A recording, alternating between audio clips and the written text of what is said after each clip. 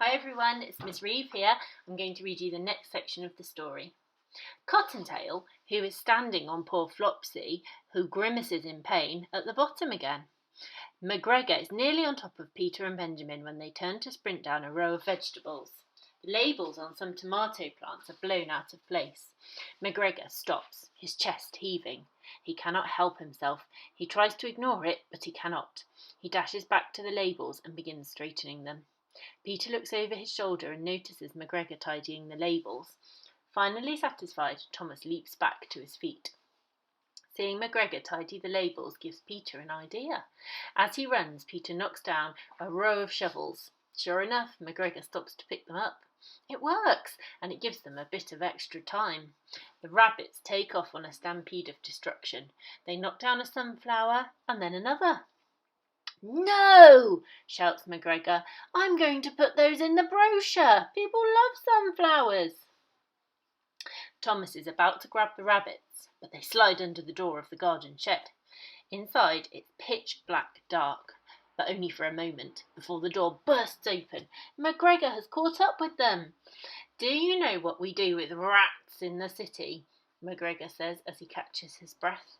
"We exterminate them." Peter and Benjamin squish closer together under the plant pot.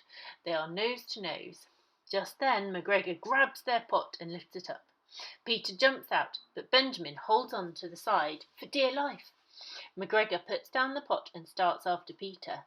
Suddenly he sees the pot has sprouted feet and is shuffling out of the door. Benjamin, in the pot, scurries through the garden, heading for an opening into the flower garden. He's about to go through when, thwack! McGregor hurls his rake like a javelin and slams the gate closed. Benjamin smashes into it and bits of pot go flying everywhere. McGregor has him cornered. The triplets are now watching from the roof. "You rats are everywhere!" cries McGregor as he slowly walks towards Benjamin. McGregor slams a trowel into the fence, pinning Benjamin by his jacket. "That's the end of you, rabbit," says McGregor, sounding very much like his great-uncle. But unlike his great-uncle, the younger version does not collapse and die. Instead, he marches from the garden, still holding Benjamin. Peter is crushed. Benjamin's brown jacket is still pinned to the gate. Peter grabs it and puts it on top of his own. He needs to get his cousin back. McGregor walks towards his house as Peter joins his sisters. "He's going to put him in a pie!" cried Flopsy. But McGregor doesn't go in the house. He goes into the back of his truck, gets a sack and shoves Benjamin into it. He ties the sack and tosses it, with Benjamin inside, onto the passenger seat next to his binoculars. The rabbits sprint towards the truck, clambering on to the back as it drives off. That's the end of chapter 7. Hope you enjoyed it.